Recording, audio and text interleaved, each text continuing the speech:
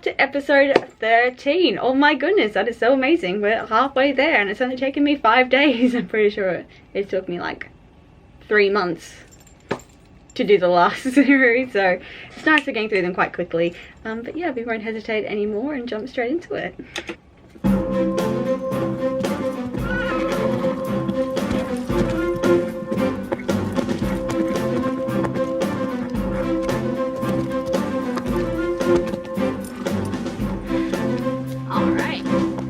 Nice round.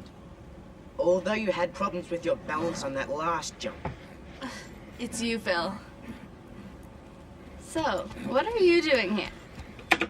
Do you forget that he does have a right to be at Pine Hollow? We saw in the last episode Teddy has a stable there, which means he does pay some kind of board, which means he is allowed at Pine Hollow. He pays to keep his horse there sometimes. Don't question it. Come to practice for the rally. Oh, well, you're wasting your time. The Saddle Club's gonna kick Cross County's butt.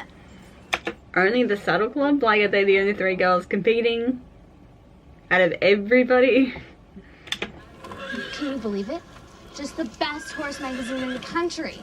Picture this. Every rider in the country looking at us, wishing they were us.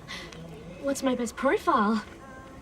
More importantly, what are we gonna wear? Hello? You'll be in competition clothes. You won't get a choice. You'll get your classic tan joddies. Sometimes they're white, sometimes they're tan. And you'll be given a jacket. You won't get to choose what you wear, unfortunately, when it comes to competitions. That's my best side. My best hair. My best... Huh? I've got something on my face. Is it a hive? That's no hive. It's a pimple. What? I've got a pimple? I remember being in school and everyone was getting pimples when they were like 13, 14, like puberty age. I didn't get my first pimple till I was like 17, so I must have been doing something right. Like, you know, to not get my first pimple till I was 17, like everyone going through puberty was getting theirs 13, 14. You know, it's quite funny when you think about it, about, you know, yes, everyone gets pimples when they're going through that age, but it's also your lifestyle and your intake of what also produces pimples.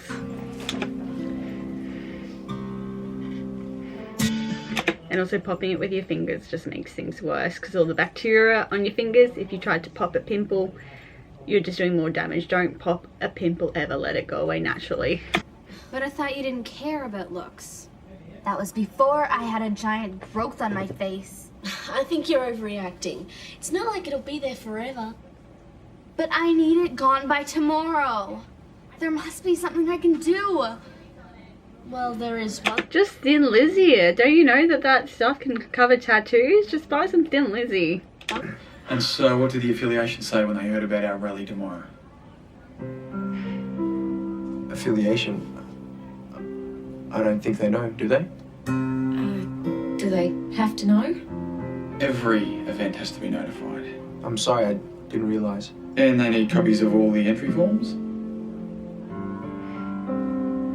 What entry forms? As if Cross County, who also is part organisers, hadn't questioned anything on Pine Hollow's behalf prior.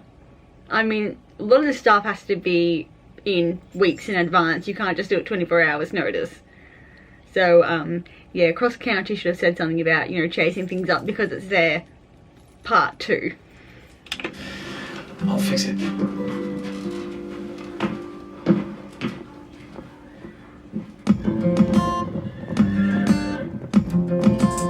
Looking for a way when I struggle through the day. Oh, so slowly. There's no way that pimple grew that big overnight.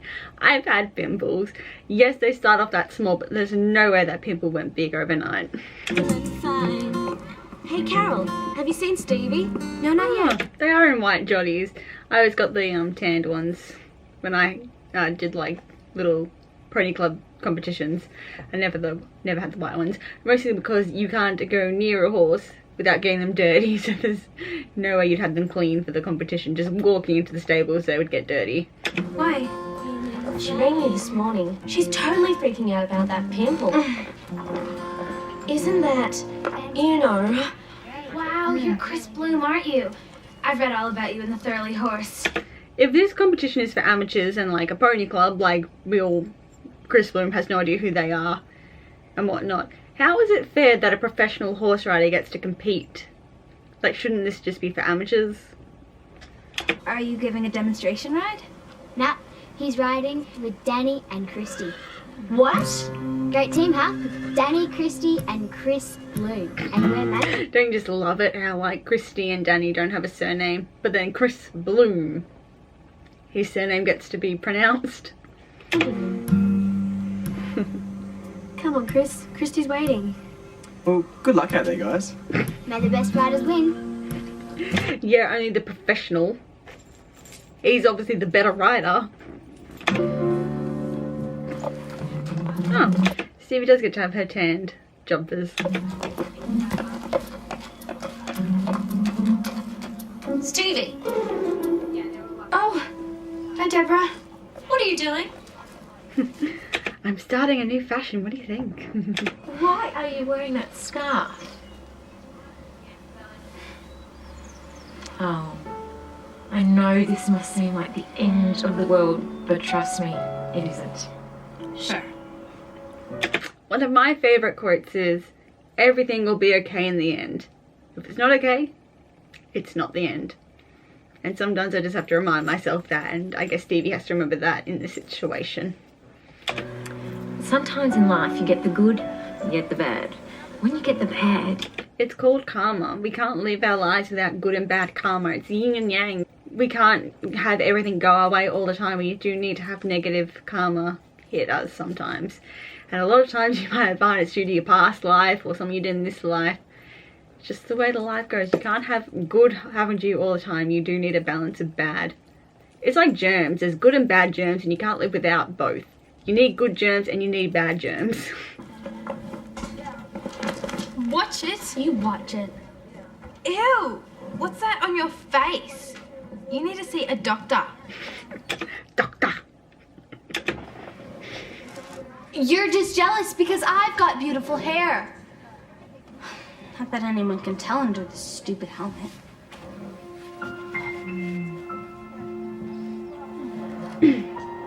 Do we all remember Murphy's Law? Let's warm up with a rally bell.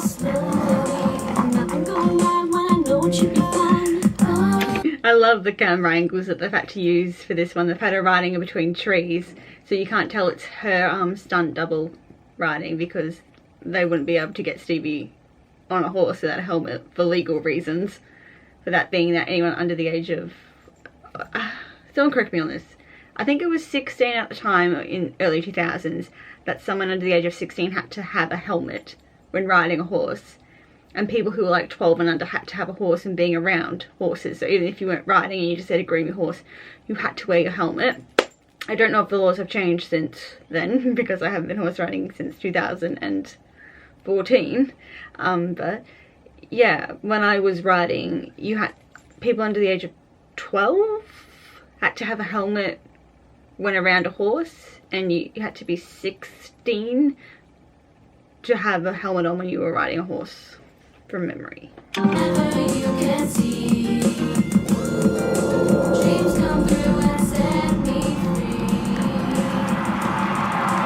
And that's the positive thinking that Lisa was trying to tell her about, just to focus on something else. Ouch. Now I know why you're supposed to wear a helmet. It's sad she had to learn the hard way, isn't it? Really sad. I would never ride without a helmet. What's that on your face? You can talk. Thoroughly Horse Magazine. I'd also like to welcome the regional champion who'll be competing with us today, Mr. Chris Bloom. To which I think is unfair, seeming it's more for amateurs and not really regional champions. Does give everyone else an unfair advantage, but yet again, I don't see the rules, so I can't talk on that. Sorry, my memory card just died, and yeah, no issues. I got 4 more.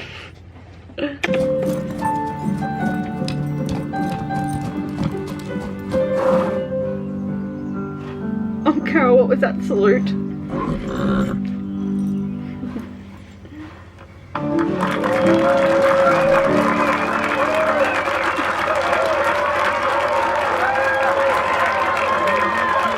What do you expect? He's the regional champion.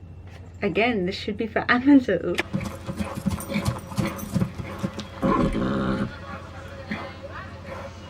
It's kind of like compulsory that you have to have your hair tied up.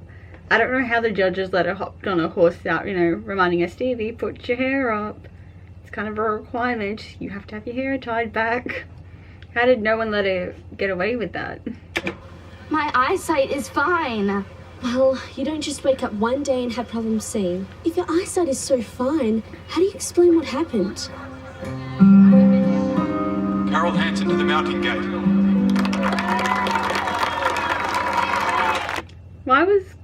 Where's Lisa's turn?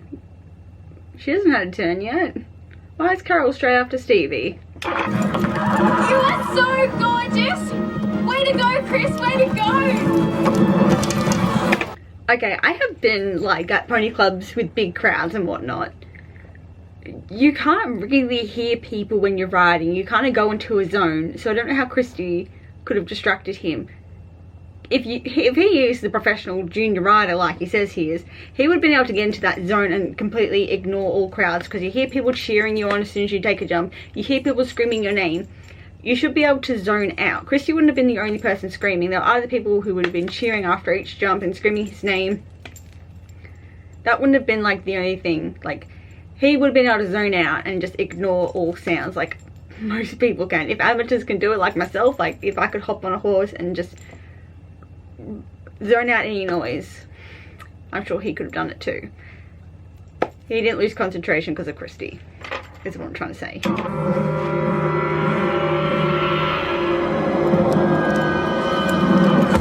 Stevie!